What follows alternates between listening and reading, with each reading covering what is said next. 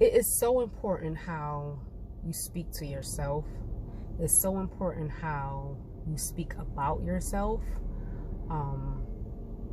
And I didn't realize that until a little later.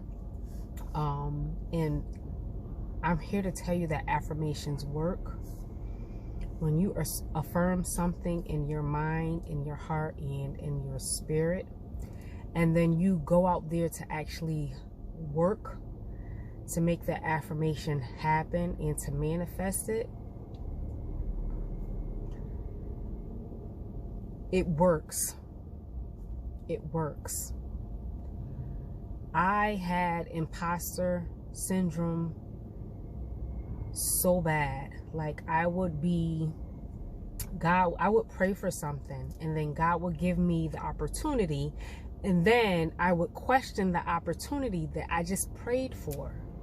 I would be in these rooms with people, and I would say like, oh, am I smart enough to be here?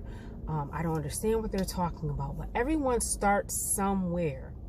And those very individuals that I would be in rooms with, where we will be in these meetings or board meetings or whatever it was, they all started where I was, but I was just looking so far ahead, and really instead of paying attention to where I was looking so far ahead, saying, well, they know this and they did this and they've accomplished this, instead of saying, God, thank you for this opportunity that I've been blessed with. Not that I didn't thank God, but once I got it, I didn't feel as though I was deserving of it or I was supposed to be there. I had imposter syndrome very, very bad. Like, it was bad.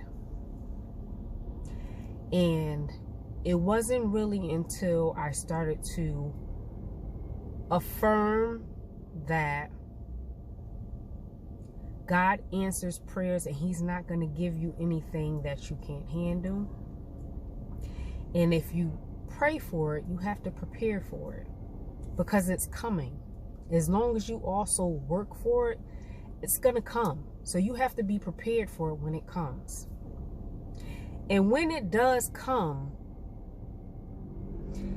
be grateful and say, this is what I asked for, and this is what I affirmed. A lot of times we think that, well, I'll speak for myself. I think that I didn't belong, I didn't fit in or whatever because of, maybe I didn't have necessary experience, or I was always kind of like the youngest one in the room, or I would be literally the only African American in the room, the only female in the room. So it was always like something. But I had to change my mindset and started thinking differently, okay? And I'm here to tell you this. When I was growing up, I moved from one area of Connecticut to another area of Connecticut.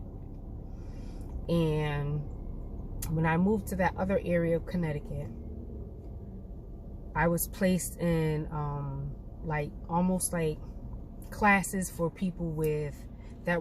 Basically, they said I was behind.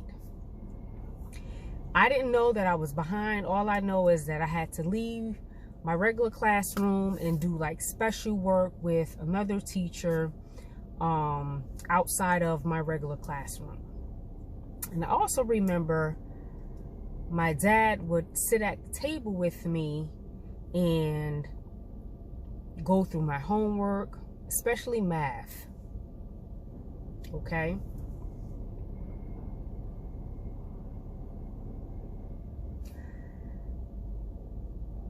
I was behind in math. I was scared of math. But I learned to face it. Once someone started to break it down to me and I started to understand. And this is why I say it's so important for you to write your own story. It's so important for you to affirm what you want. Because the woman you see today who was placed in classes for being behind in math